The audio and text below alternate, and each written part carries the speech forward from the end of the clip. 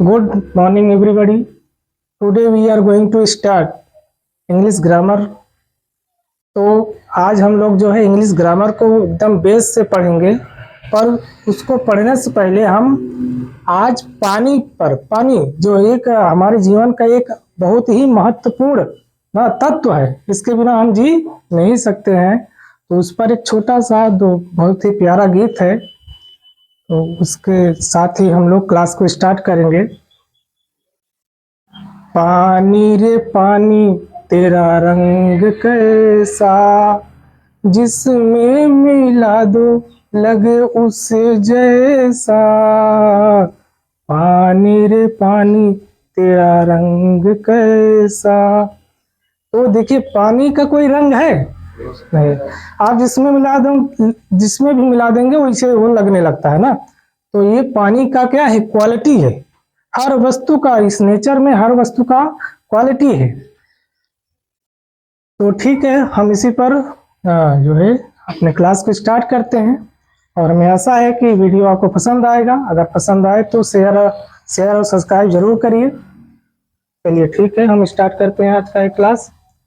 तो देखिए, किसी ने एक दो अच्छी लाइन कहा है कि अगर कुछ करना है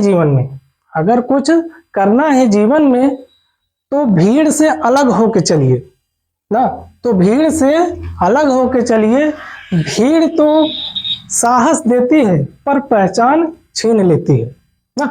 तो आज का जो दौर है, जो कंपटीशन का दौर चल रहा है, अगर आप इस कंपटीशन के दौर में सब एक समान जैसे पढ़ रहे हैं ना, एक समान अध्ययन कर रहे हैं, पढ़ाई कर रहे हैं, तो उस पढ़ाई से आपको कुछ हासिल होने वाला नहीं है। आप उसी भीड़ में शामिल हैं। अगर भीड़ से अलग होते हैं ना, तो आपकी पहचान अलग बनेगी ना। आप कुछ हासिल करेंगे, अलग सबसे करेंगे। तो इसलिए ये सब लाइनें बहुत ही इम्पोर्टेंट है, बहुत ही हमें जो है करेज देते हैं, साहस देते हैं। तो इन लाइनों को हमें ध्यान रखना चाहिए, इसके अनुसार फिर अपनी पढ़ाई करना चाहिए।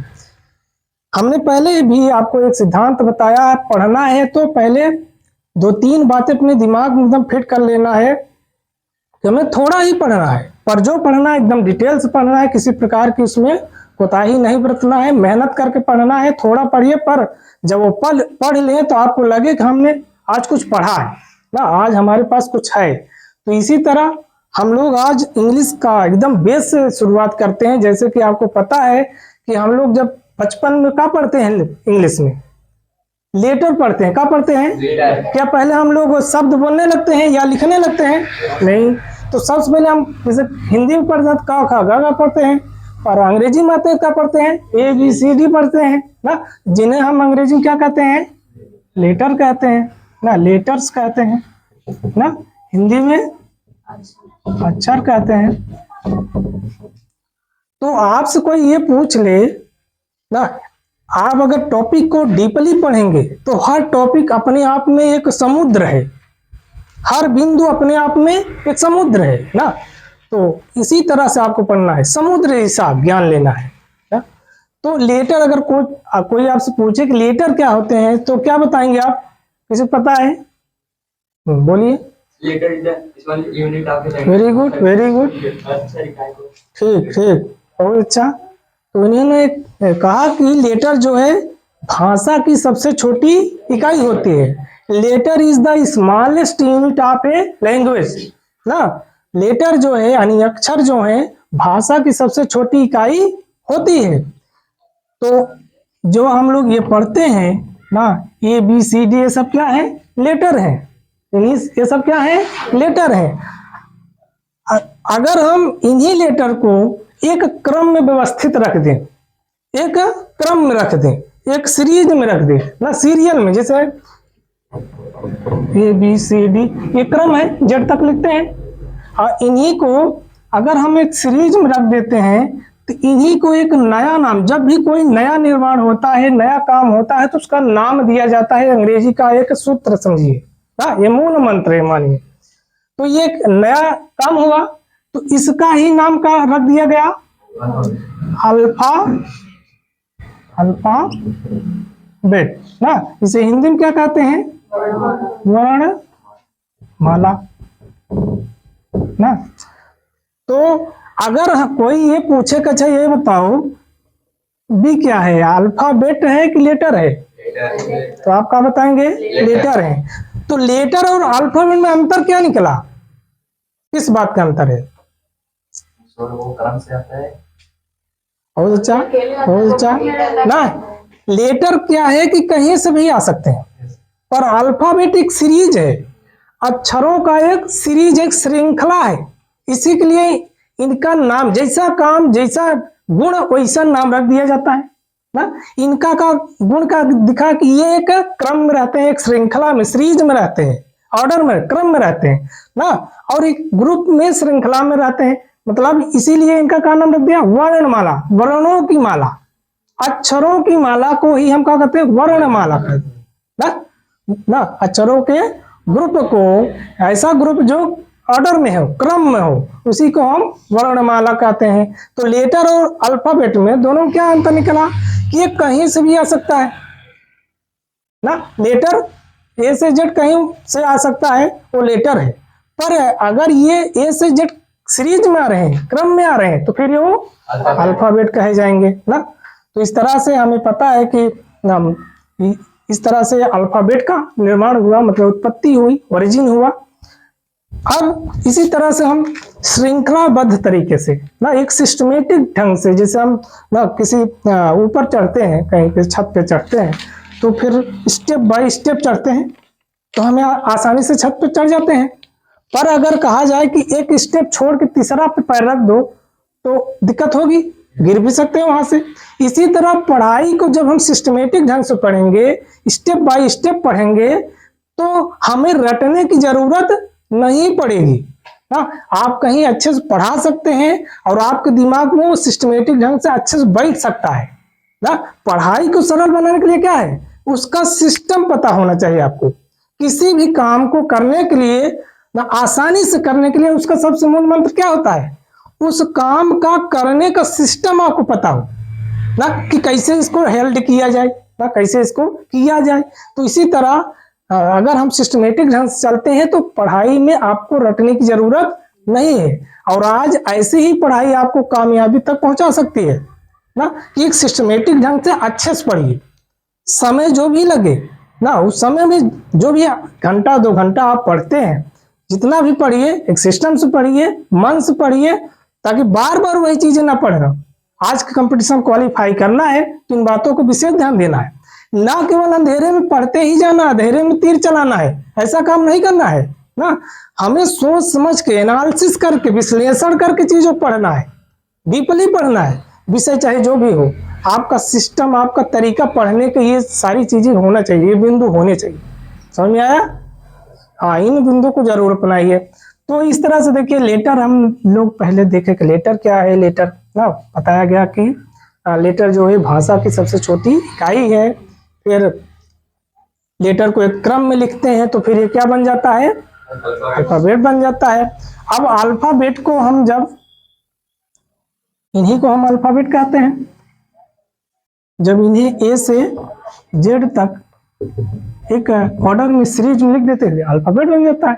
फिर इनको ही जब हम डिवाइड करते हैं, इनको 2 भागों में रख देते हैं ना, जब भी कोई नया काम होता है तो उसका नाम जरूर दिया जाता है। तो देखिए फिर यहाँ नाम, नया काम हुआ ना, जो 26 लेटर है इंग्लिश में, 5 इधर आ गए और 21 इधर आ गए। 5 इधर कौन कौन आए, ए ई आई ओ यू ना। इन्हीं को वावल्स, वाउल्स कहते हैं। वावल्स उच्चारण थोड़ा सही नहीं है उतना, तो हम लोग हिंदुस्तानी हैं इसलिए अपने भाषा में पढ़ जाते हैं ना, तो इनको ये उच्चारण भी हमें ध्यान देना है। वाउल्स कहते हैं, वाउल्स। तो ये वाउल्स हैं 5, इन्हें क्या कहते हैं, स्वर कहते हैं हिंदी में। और ये 21 बचे हैं, इनको क्या कहते हैं, व्यंजन, और इंग्लिश में कॉन्सोनेंट्स ना, कॉन्सोनेंट्स कहते हैं। अब थोड़ा सा और यहाँ डीप आपको जाना है, वाउल्स को वाउल्स क्यों कहा गया। स्वर को स्वर क्यों कहा गया? इसमें भी एक कारण है। कारण क्या है? ये जो 5 लेटर हैं, ये आपको स्वर से बोलना पड़ता है। स्वर कहाँ से निकलता है? पेट से निकलता है। यहाँ से पेट से क्या, यहाँ फेफड़े से क्या आता है? फेफड़े से हवा आती है। केवल क्या आती है? हवा आती है ना। वो बदलता कहाँ है? आवाज में कहाँ कन्वर्ट होता है? यहाँ पे आके, यहाँ पे आके स्वर बन जाता है। स्वर में बाहर निकलता है ना, आवाज के रूप में बाहर आता है। तो जो चीजें स्वर से बोला यानी कंठ से बोला जाता है, इसे स्वर कहते हैं। स्वर कोकिला किसे कहते थे? लता मंगेशकर को कहते हैं ना स्वर कोकिला। कोकिला ये मतलब गला उनका स्वर कोकिला, अच्छी गाती थी ना। तो इसी तरह से इनका उच्चारण आप करके देखिए। देखिए यहाँ मुंह से बनता है ये कि यहाँ से निकल रहा है? उच्चारण करके देखिए। जैसे आप उच्चारण करिए ए, मुंह आपको खुला है, कोई काम किया जी? वो कुछ नहीं, यहां से सीधा आया ना ए ई। मुंह जीभ आपका पटक उटक रहा है? कुछ नहीं, यहां से सीधा निकल रहा है। ए ई ओ ना, आई यू। ये सारे शब्द कहां से आ रहे हैं? सारे लेटर्स कहां से आ रहे हैं? स्वर से, यहां से कंठ से आ रहे हैं। जो कंठ से उच्चारित होते हैं उन्हें हम स्वर कहते हैं, और जो ये आपके माउथ से बनते हैं उन्हें हम कॉन्सोनेंट कहते हैं। जैसे बी, अब बी में देखो दोनों ओठ सट रहे हैं ना, बी। सी, सी में जीभ दाब रहे हैं। डी, डी में जो जीभ है ऊपर टच कर रहा है। माने ये सारे शब्द यहां से मुंह से बन रहे हैं, और ये कहां से आ रहे हैं? कंठ से, स्वर से ना। इसी कारण इनको जो है स्वर और व्यंजन कहा जाता है। समझ में आया तो नहीं बात? यस। चलिए आगे बढ़ते हैं।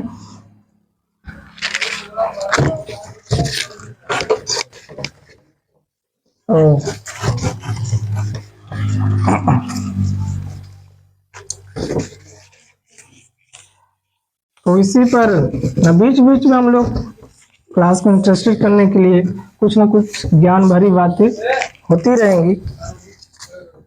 दो लाइनें है ना, सूरज शाम, शाम सूरज को ढलना सिखाता है। शाम सूरज को ढलना सिखाता है, समा परवाने को जलना सिखाता है, और ठोकरे इंसान को चलना सिखाता है। ठोकरे इंसान को चलना सिखाता है। तो जीवन में ठोकरों का होना बहुत जरूरी है। ठोकरों का होना बहुत जरूरी है। बिना ठोकर लगे हम लोग सही ट्रैक पे नहीं आ पाते, आप अपने पूरी शक्ति को दिखा नहीं पाते ना। जैसे सर्प है, सर्प है, जैसे सर्प बैठा रहता है, आप शांति से चले जाओ, कुछ ना करो, शांति बैठा है ना, कुछ नहीं उतना। लेकिन जैसे ही आप उस पर चोट करते हैं तो क्या करता? अपनी पूरी ताकत में, अपने पूरे मतलब शक्ति का प्रदर्शन करते हुए आपके सामने फन करके खड़ा हो जाता है। आपका सामना करने के लिए पूरी ताकत में आ जाता है। कब? जब उसे आप घायल करते हैं, चोटिल करते हैं। ऐसे इंसान की फितरत है कि जब इंसान ठोकरें खाता है तो फिर उसके अंदर की सारी ऊर्जा फिर उससे सामना करने के लिए उत्पन्न हो जाती है। इसी तरह एक एग्जांपल हो, बड़ा बढ़िया पोयम लिखा है किसी पोएट ने, याद नहीं आ रहा है नाम उनका। उन्होंने एक लाइन लिखा है कि बादल जो है अपनी पूरी शक्ति कहाँ दिखाते हैं? जब उनका सीना बिजली चीर देती है। जब उनका सीना बिजली चीरती है तो बादल अपनी पूरी शक्ति दिखाता है, पूरा पानी एक ही जगह गिरा देता है, बाढ़ आ जाता है, सब फाट जाता है ना, डूब जाता है। कहते ना बिजली बादल फट गया, तो बादल कब फटता है? जब उसके सीने में बिजली तड़कती है ना। तो कहने का मतलब है कि उस कभी ने ये बताना चाहा है कि आदमी अपनी पूरी शक्ति कब दिखा पाता है? जब उसके सामने खतरा हो, जब उसके ऊपर ना ठोकरें आए, परेशानियां आए, दिक्कतें आए, तब वो अपनी पूरी शक्ति में आ जाता है ना। तब वो अपनी जान बचाने के लिए, अभी आपके सामने शेर आ जाए तो आप जान बचाने के लिए जितनी ताकत होगी आपके अंदर, उतनी ताकत से भागेंगे कि नहीं? Yes sir. जीवन में उतनी ताकत से कभी भागे नहीं। अगर आ जाए तो आप पूरी ताकत लगा दोगे और ये बाद में सोचोगे कि इतनी हिम्मत इतनी ताकत आई कहां से। ना होता है ना, मतलब इन पॉइंट्स इन लाइनों से हमें ये ज्ञात होता है कि हम अपनी ताकत तब दिखा पाएंगे जब हमारे ऊपर क्या ठोकरी आती है, दिक्कतें आती हैं ना। आपको सारा चीज आसानी से मिल जाए तो क्या जरूरत है यहाँ गर्मी में बैठ करके पढ़ना ना। क्या जरूरत है आपको यहाँ इतना घंटा पढ़ना, घर पे आके फोन ना रात को ना। हाँ, आखिर की बात आ गई तो एक लाइन याद आ गया, पढ़ेंगे भी है, पढ़ते चलेंगे और कुछ ज्ञान भरी बातें भी सुनते चलेंगे। क्योंकि ये दिमाग जो हमारा है ना, अगर एक ही सिस्टम अपना के पढ़ रहे हैं तो बोर होने लगता है ना। दिमाग को डिफरेंट चीज चाहिए, इसलिए थोड़ा इसको रिफ्रेश करने के लिए और इसमें से वायरस निकलने यही सब बातें हैं। तो ये लाइनें याद आई कि इस धरती पे इस दुनिया में आप लोगों के लिए 3 लोग जीते हैं, आप लोगों के लिए 3 लोग ध्यान रखते हैं, ख्याल रखते हैं आपका, आपके भविष्य के बारे में। कौन है बता सकता है कोई? आए, माता पिता और गुरु। सही, माता पिता और टीचर। आपके लिए टीचर क्या करता है? रात भर जाग के ना, रात भर जाग के पढ़ता है ना, मेहनत करता है कि ताकि आपको कुछ दे सके अच्छा ना। और आपके ही विकास के लिए, आपके पेट भरने के लिए माता पिता भी दिन रात सोचते रहते। क्या कोई चौथा व्यक्ति भी है जो आपके बारे में सोचता है? हाँ, नहीं है? और किसी के दिमाग में कोई चौथा भी है? अब जान सभी रहे हैं तो बोलेंगे नहीं अभी। कौन है चौथा?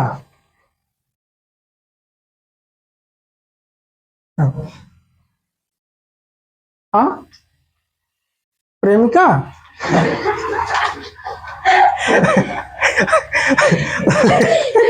देखो हम कह रहे थे ना, जान रहे हैं, बोलेंगे नहीं, बोलेंगे नहीं। हाँ, तो मतलब हाँ, ये सही बात है कि एक और भी व्यक्ति है प्रेमिका, जिसका उस जीव का नाम है प्रेमिका, लवर ना, बिलव्ड प्रेमिका। तो वो भी रात भर जागती है, लेकिन वो आपके भविष्य के लिए ना, आपको जगाने के लिए ना। तो लेकिन इसमें अपवाद है, ऐसा सब नहीं कर सकते ना। तो ये भी सही बात है। तो वही कह रहे तो तुम लोग जान रहे हो लेकिन बोलोगे नहीं ना। बोलना चाहिए, खुल के बोलना चाहिए। जीवन को खुल कर जियो, खुल कर पढ़ो, बिंदास पढ़ो, बिंदास बोलो, खुल कर जियो ना। खुल करके एक लिमिट में केवल रहो, बस इतना ही बात ध्यान रखना है ना। ये जीवन बार बार नहीं मिलेगा, पढ़ाई का भी आनंद लो, जो जीवन मिला है इसका भी आनंद लो, बस एक लिमिट में रहना सीखना है ना। इस बात का ध्यान रखना है। चलिए आगे थोड़ा हम बढ़ते हैं। तो हम लोग कहाँ पहुंचे थे? हाँ, तो वावेल्स क्यों कहा जाता है? कॉन्सोनेंट को ये इतना क्लियर हो गया।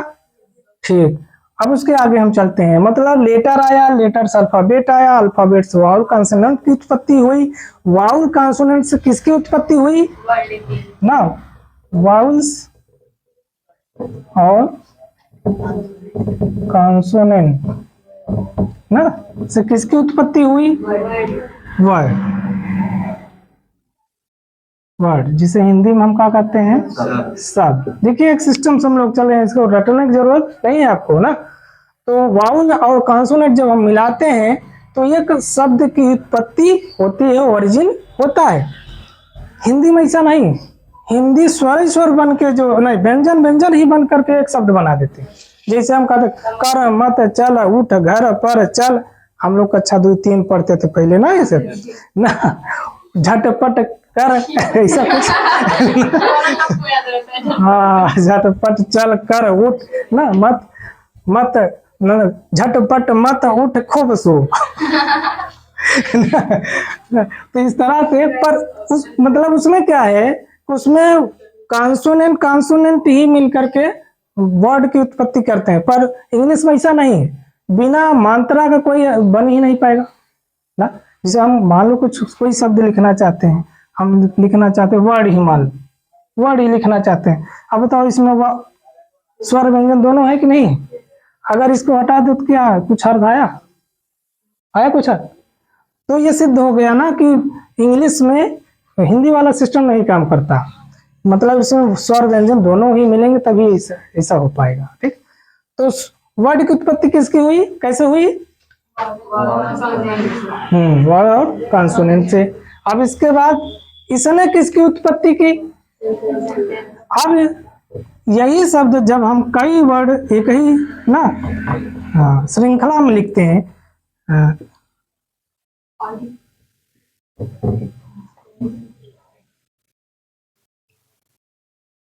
ना, राज इज माई स्टूडेंट, तो अब कई वर्ड एक श्रृंखला में लिख दी गई, एक सीरीज में लिखा गया, और फिर इसका एक सार्थक अर्थ भी है ना। ऐसे शब्दों के समूह जिनका कोई सही अर्थ आए ना, जैसे इंग्लिश में आपको बताया गया अभी पहले ना, the group of words which has a complete sense is called sentence ना। तो यहाँ तक आप लोग पहले ही ऑलरेडी पढ़ चुके हैं। तो वर्ड से किसकी उत्पत्ति हो गई? सेंटेंस की ना। तो चलिए, दो लाइनें याद आ गई, लाइनें भी ना, ये बहुत है दुनिया में ना, ये चलता रहेगा। तो ये लाइनें, ये दुनिया में, ध्यान सुनिएगा लाइन, ये दुनिया में लोग, ये दुनिया में उखड़ कर भी लोग, उजड़ कर भी लोग जीते हैं। इस दुनिया में लोग उजड़ कर भी लोग जीते हैं, जड़ों से उखड़ कर भी लोग जीते हैं, जड़ों से उखड़ कर भी लोग जीते हैं।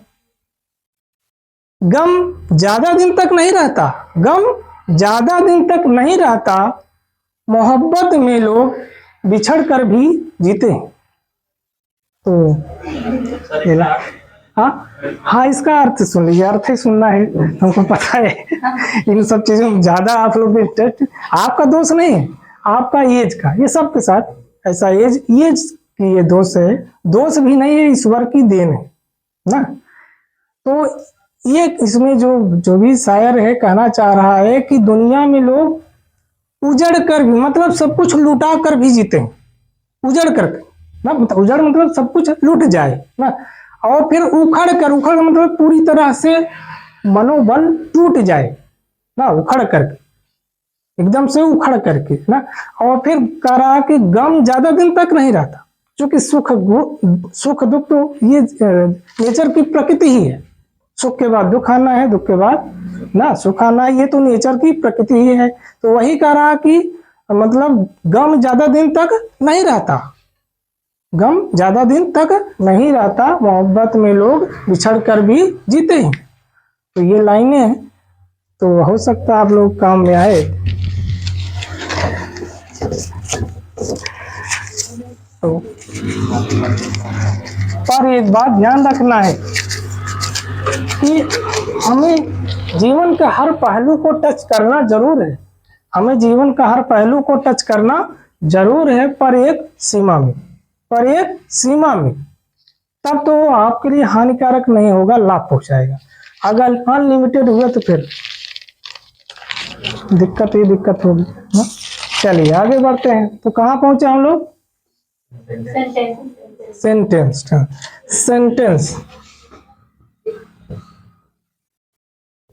ना, जिसे हम हिंदी में क्या कहते हैं? वाक्य कहते हैं। तो वीडियो ज़्यादा लंबा हो जाएगा, इसलिए बहुत ज़्यादा नहीं खींचना है। आज हम लोग केवल अब सेंटेंस के जो टाइप हैं उनको पढ़ के इसे वीडियो का अंत करेंगे। तो देख लीजिए सेंटेंस के कितने टाइप होते हैं? 5 टाइप होते हैं ना। तो ये फर्स्ट वीडियो है, अपने व्यूअर से ये रिक्वेस्ट है कि जो भी त्रुटियां हों उन्हें पार्डन करें और इसे फॉरगेट करें, क्योंकि अभी उतना व्यवस्थाएं नहीं है, हो सकता है ना प्रॉब्लम्स हो, ये हम लोग धीरे धीरे सुधार करेंगे। तो फिर देखिए, आपको ये पहले से ही बता दिया गया है कि असर्टिव सेंटेंस को ही हम डिक्लेरेटिव कहते हैं। डिक्लेरेटिव बोर्ड बड़ा नहीं है इसलिए थोड़ा प्रॉब्लम हो रहा है, तो हम लोग इसकी व्यवस्था करेंगे। फिर इसी को अफर्मेटिव ना सेंटेंस और negative sentence.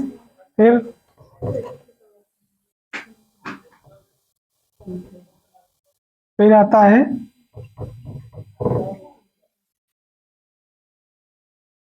Interrogative sentence,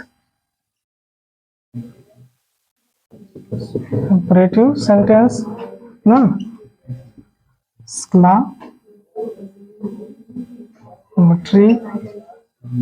exclamatory sentence और ऑप्टेटिव सेंटेंस। तो आज इनका केवल इंट्रोडक्शन टाइप का दिया गया, कल फिर आपको नेक्स्ट वीडियो में सारा डिस्क्रिप्शन दिया जाएगा। Thank you.